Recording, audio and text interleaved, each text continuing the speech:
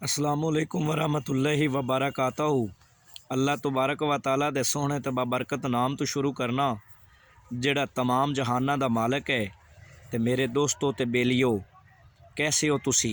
मैं उम्मीद करना कि तुसी सारे ठीक ठाक होवोगे ते अल्लाह तबारक व तआला तुहाडे ते हज़ारां नेमतां ते बरकतां दा नज़ूल अता फरमाए।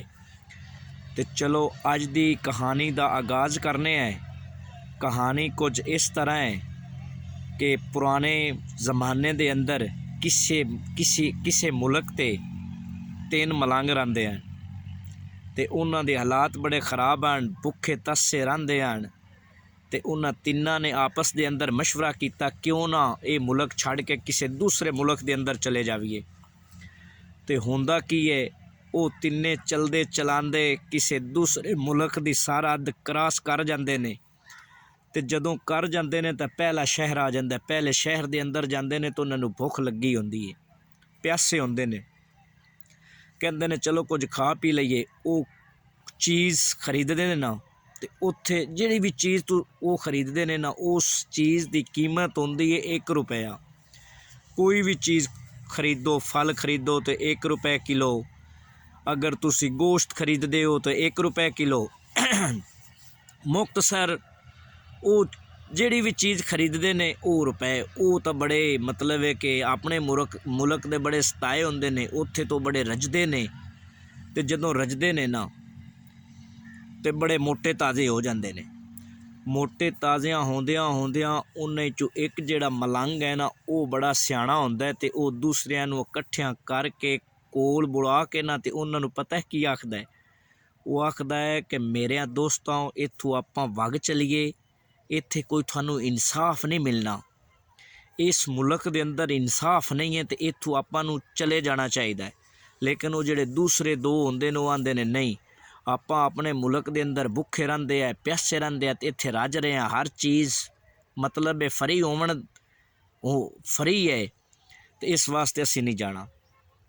अल्लाह दी करनी ऐसी होंदी कि उस मुल्क दा ना एक बंदे तो हो जाता है कतल। ते जदों कतल हो जाता है ना ते वो बादशाह को ले जाते हैं ते वो सारा वाक़या उन्होंने सुनाते हैं ते वो मुलजम साबित हो जाता है। ते जिहड़ा बादशाह है ना उन्होंने सज़ाए मौत सुना दिंदा है। ते सज़ाए मौत सुनाइंदा है ते उन्होंने कहंदा है कि इनू फांसी दे दिओ। ते जदों जिहड़े जलाद फांसी वाले होंदे ने ना, उस कतल करन वाले नूं फांसी घाट ले लई जांदे हुंदे ने। ते वो आंदा है कि यार गल सुनो, मेरे को इतने तुसी ले लो पैसे ते मैनू तुसी ना फांसी ना दो, मेरी जगह ते ना कोई होर बंदा दे दो। वो आंदे ने असी बंदा किवें होर दू किवें लियावीए। वो जिहड़ा मरन वाला है ना, बंदे नूं कतल करन वाला है ते फांसी उन्होंने आउणी हुंदी है। वो आंदा है कि फलानी जगह ते ना 3 मलंग रहिंदे ने, उन्हां दे विचों तुसी एक बंदा ना मेरी जगह ते फांसी दे देवे ते ये मामला हल हो जाएगा। तो बादशाह नूं वो आंदे ने जलाद भी की असी कवांगे। वो आंदा है कि तुसी इस तरह करो कि बादशाह नूं जाके आखो कि ये जिहड़ा मुलजम है ना, इनदी कन्नी है पतली, ये फंदे दे अंदर आउंदी नहीं, ते कोई मोटी कन्नी वाला जिहड़ा बंदा है ना वो होवे तां फांसी हो सकती है। मुख्तसर वो जांदे ने फांसी देवन वाले, वो बादशाह नूं सारा मामला सुनाइंदे ने, कहंदे ने कि हजूर ये जिहड़ा बंदा है ना, इनदी कन्नी है, इनदी गर्दन है बरीक पतली है, ते जिहड़ा फंदा है ना वो इनदे गल दे विच नहीं आउंदा। ते इस वास्ते ना हुण साडे वास्ते की हुक्म है। ते बादशाह भी हुंदा है बादशाही, वो आंदा ठीक है, इनू तुसी छड्ड के ना जिंदी मोटी कन्नी है, आपां तां बंदे ही फांसी देना ना, तुसी कोई मोटी कन्नी वाला बंदा फांसी दे दिओ। मुख्तसर वो जांदे ने, वो जिहड़े मलंग होंदे ने ना वो बैठे होंदे ने, उन्हें चों एक मलंग नूं पकड़ लैंदे ने। तो पकड़ के जदों लिजावन लगदे ने ना, ते दूसरे पुछदे ने कि वजह की है, ते वो भी पुछदा है वजह की है। वो आंदे ने कि ए वजह एक बंदे ने कतल कीता सी ते उन्होंने फांसी की सज़ा हुई है, ते उनकी कन्नी है पतली बरीक है, ते वो फांसी फंदे दे विच नहीं आ सकी। इस वास्ते तुहाडियां कन्नियां मोटियां ने, तुहाडे चों एक नूं फांसी देना है। वो आंदे ने ठीक असी फांसी आउने हैं, सिर्फ 2 मिनट सानू दिओ। वो जिहड़ा सियाणा है वो दूसरियां नूं आंदा है भी आ जाओ।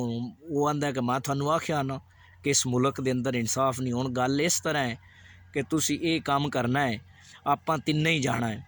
ਤੇ ਜਿਹੜੇ ਬੰਦੇ ਨੂੰ ਫਾਂਸੀ ਗਾੜ ਤੇ ਲੈ ਜਾਵਣ ਨਾ, ਫਾਂਸੀ ਦੇਵਣ ਲੱਗਣ, ਤੇ ਮਗਰੋਂ ਦੂਸਰੇ ਦੌੜ ਕੇ ਆਖਣਾ ਇਹਨੂੰ ਨਾ ਦਿਓ, ਪਹਿਲੇ ਮੈਨੂੰ ਦਿਓ। ਉਹਨਾਂ ਆਖਿਆ ਠੀਕ। ਉਹਨਾਂ ਤਿੰਨਾਂ ਦਾ ਸਲਾਹ ਮਸ਼ਵਰਾ ਹੋ ਗਈ। ਉਹਨਾਂ ਇੱਕ ਨੂੰ ਪਕੜਿਆ ਤੇ ਲੈ ਗਏ, ਨਾਲ ਦੂਸਰੇ ਵੀ ਚਲੇ ਗਏ। ਜਦੋਂ ਉਹਦੇ ਗਲ ਦੇ ਵਿੱਚ ਫੰਦਾ ਪਾਵਣ ਲੱਗੇ ਨੇ ਉਸ ਮਲੰਗ ਦੇ ਵਿੱਚ, ਤੇ ਉਹਨਾਂ ਦਾ ਜਿਹੜਾ ਦੂਸਰਾ ਮਲੰਗ ਉਹ ਦੌੜ ਕੇ ਆਂਦਾ ਵੀ ਇਹਨੂੰ ਤੁਸੀਂ ਫਾਂਸੀ ਨਹੀਂ ਦੇਣੀ, ਇਹਦੀ ਜਗ੍ਹਾ ਤੇ ਮੈਨੂੰ ਦਿਓ।